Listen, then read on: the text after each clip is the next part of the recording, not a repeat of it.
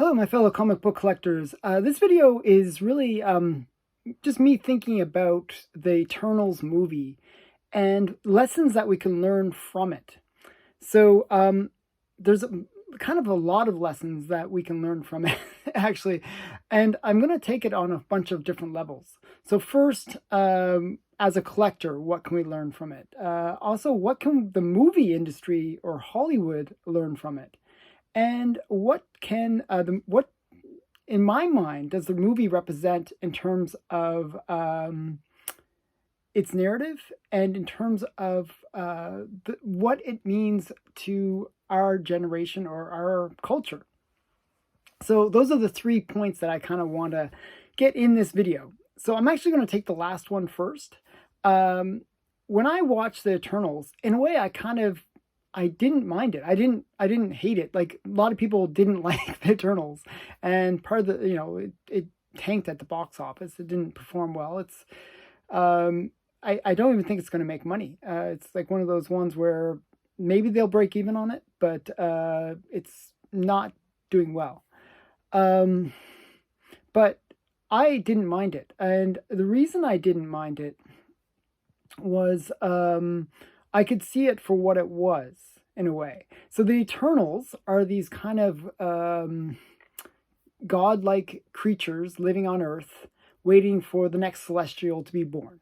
Okay, and they have this very specific role. They don't really know what their role is. They just know that they have to fight the deviants if the deviants ever come, and everything else, no matter how big or small it may be, is trivial to them, not important. So Thanos coming and wiping off half the planet, not important because it's not deviants. Wars, all these things that are happening to humanity, not important. Their role is purely to protect against deviants, and that they fill that role very well. And they've been sort of built to perform that role. And so you think, okay, these people, like, they're very out of touch.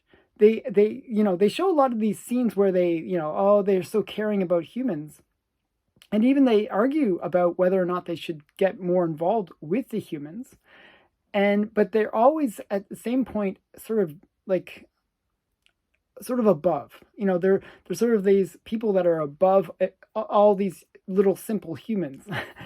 And I really see that as a really great allegory for Hollywood. Hollywood is sort of sees itself as above the rest of society. And I actually watched this movie. So painful to watch. It was Halle Berry movie, and she was pretending to be an MMA boxer. Okay, fighter, I should say. And she's fairly old. She isn't a spring chicken anymore. And to see her kind of trying to be like athletic and pretend to be an MMA fighter was a bit painful. But the scene that I thought was the most painful was she's supposed to be poor, okay, and she's supposed to be just like one of us, poor plebs that that Hollywood looks down upon. And she gives her son some lunch money, because he's at school. He should get some lunch money. She gives him 50 cents.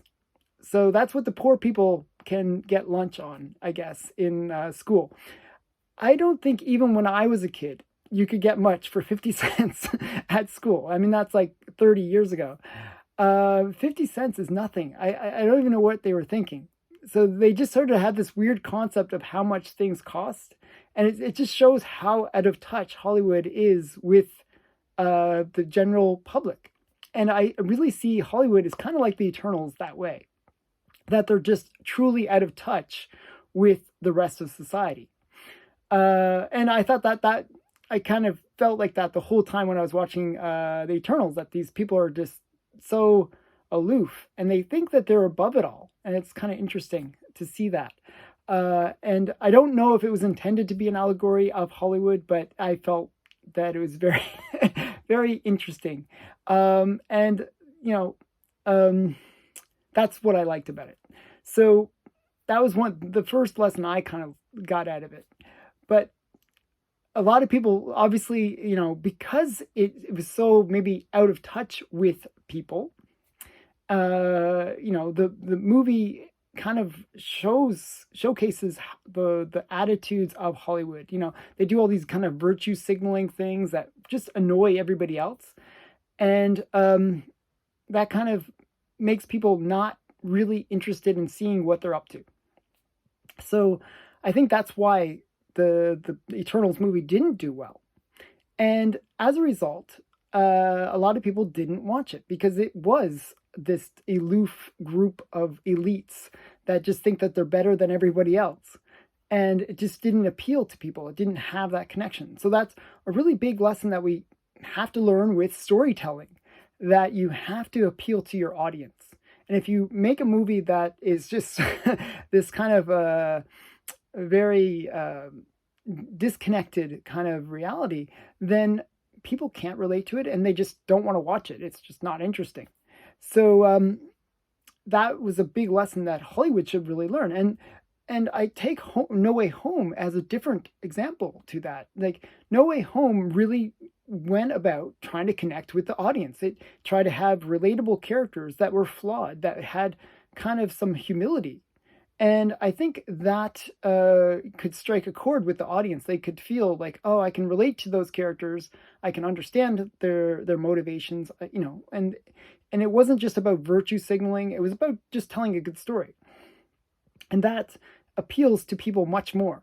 So, so that's one of the things that I think people take away, from these things. And I think Hollywood really needs to learn that lesson, that they have to stop this woke virtue signaling kind of like, we're better than you kind of attitude, and really listen to their fans and respect their fans as intelligent and as actually, people that have merit.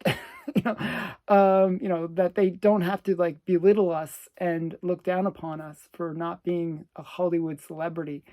And they can just focus on telling great stories again. And I think that's really what Hollywood should learn from the failure of Eternals. Eternals actually is not just a failure because it, will maybe break even. It's a failure because it costs so much to make. I mean, it costs as much as Infinity War. Okay, so we compare the two movies. Infinity War is like most comic book fans and will say that Infinity War is one of their top 10 favorite movies because it told an awesome story. It was like this really cool story, and it really appealed to fans. So that movie made over $1 billion, whereas Eternals break even. Like it's like a bit of a contrast, and and the thing is with that, you got to understand that Hollywood needs to learn that lesson, that if you just kind of push an agenda and all this kind of stuff, you really will alienate your fans. And you can spend as much money as you want to try to push some agenda and make it visually look appealing, but if you don't tell a good story at the end, it doesn't matter how much you spend on it, it will lose money. It will not do well. So that's one big lesson. Now, as a collector, this is the third lesson that I was trying to get to, is what should we as collectors learn about the Eternals? So before the Eternals kind of happened, I actually picked up the comic run back in 2019, 2020. That was the kind of time period that I picked up a lot of the key books for Eternals. I picked up a 7.5 of Eternals #1 for about, I think it was about $70. Okay. And it went up to, I think it went up to like $300-400. It was, had really skyrocketed. And that was based on just the idea, they're going to go cosmic with the Eternals. This is going to be a new phase to Marvel, and it's going to be something exciting. It's going to have big new characters, and there was a lot of hype, okay? And you got the Comic Toms, and you got all these other channels that are like kind of promoting oh, the hype, you got to buy Eternals 1, you got to buy Eternals 1. And we all, as collectors, we all went and said, okay, I got to pick it up before it becomes too expensive for me to pick up. And I don't even know why I'm picking up, but I have to pick it up. But that was kind of the attitude. And nobody actually read the comic. I actually kind of, I want to actually read it. I actually wait until after the movies sometimes to read the comics, because I kind of like to go in to a movie or any event with kind of no bias, like no, like, oh, they didn't play this character right or whatever. I kind of like to go in unbiased and then see the movie and then read the comics afterwards and then compare. So I haven't read them yet, so I'm going to read them actually. I was kind of waiting. It's just like this movie took forever to come out. Yeah. But the point is, a lot of collectors didn't read the comics. They didn't know who the Eternals were. They just knew that it was the hot book. And that's a trap that a lot of collectors and speculators will fall into, is that we'll think, oh, this is the hot book, and it will go up through the roof. And when the movie comes out and it's a bomb, well, that book will just drop. Like, somebody was actually Instagramming me just a couple days ago, and they were asking me about the Eternals #2, which is the first Cersei. And, that character was kind of being promoted as a big potential character for the series. I mean, she was kind of the main character for the movie. And that character, that comic, they had a 9.0. And if you look at the fair market value, a 9.0 goes for about $270 roughly. But you could buy it now. You can go to eBay right now, and you can pick it up for about $100, or less. I've seen it actually for less, and it's because the movie did so poorly. People are now like, they hoarded the books before the movie, like they're all ready like to cash in once the movie comes out, and then the movie comes out and it's a bomb, and the books become worthless. They go back to where they were, or actually slightly above where they were. That's one of the things that was a bit of a misconception, because what happened was, when I bought my #2, and it was also a 9.0 kind of grade, I paid, I think I paid about $50 for it with shipping. So it was actually $39, it was like $30. So, it went up still, even though it's tanked compared to that 270 mark, it still went up. It's all about when to cash in. And, it's really, there was, with Eternals, as comic collectors, we should have really realized that things were not going to go well for that movie. Before the movie was released, they had all these kind of actors talking about the movie. And they always do that. They kind of try to promote the movie. But what they did was, instead of promoting the movie in terms of, we're going to see this character or this kind of cool element in the story, they were talking about diversity, and they were talking about, we're going to have the first gay, black, blah, all this kind of stuff that doesn't really necessarily appeal to people. I mean, most people don't care, and we don't have to be forced to care. It's so, when they're talking about that, that's a hint that the movie is going to take an agenda instead of a good storytelling kind of position. And that was probably a big red flag, that maybe you should sell the books as quickly as possible before the prices tank. So that was one big red flag. Another big red flag was the director. I forgot her name, but she also did Nomad. And she is a director that has no experience in comics. She doesn't have that connection to the comics. There's a lot of better directors that they could have chosen that have more experience with action. I mean, Nomad and Eternals, what is the connection? There's no connection between the two. And it just didn't make sense to use that director, even though she's an Academy Award winner. she doesn't necessarily fit the bill for a good director choice for Eternals. Um, but they chose her, and we get the movie we got. So I think they could have made a much better movie, had they not kind of got bogged down with also choosing a director who was a bit of a diversity hire, in my opinion. Female, minority, instead of pick somebody that actually knows the comics and loves the comics and really wants to tell the story. That's just my opinion. So yeah, so those are the things that I saw. Like there's these 3 lessons that we can learn. So as a collector, we really have to be a little bit savvy. Especially if we're speculating and we're trying to make money and get that return on investment, we have to be a little savvy and kind of look at what kind of, where is this movie going to go?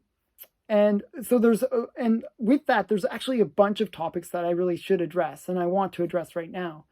Is one, we should look at who's making the movie, what are their motivations, and who's in the movie. Who are the characters and actors and stuff that are behind the roles. So, for example, Black Adam. I have high hopes for Black Adam because you got The Rock, and he's keen. He's really keen on the role, and so you got that kind of good potential behind that character. Whereas the Eternals, a lot of the actors were kind of unknowns. They weren't really characters that we could get behind. Angelina Jolie, she's there. She's still reasonably good looking considering, she is getting kind of old. But, she kind of wasn't, you could see that she wasn't super enthusiastic about the movie. You can sense whether an actor really is just there for the paycheck or there to really play the role and get into it, and I felt like she was more there for the paycheck. So there was that element, right? And you got to kind of, as collectors, we got to kind of, figure out, whether or not we're making a good investment when we buy these comics based on the movie. Now, with all this being said, and I want to kind of address this last topic a little bit more in detail. So we got the Eternals comics, and they went up and they crashed, right? But this movie, even though there's going to be no sequel, there's no way they're going to do a sequel because the movie is a failure. Like when things fail, they kill it. They will not do a sequel. But you can see that they set up different things. This movie, in a way, is important. Even if we don't like it. It's almost like Captain Marvel. Captain Marvel was not a great movie. It had a bit of that social justice-y kind of preachy stuff. And you've got this kind of,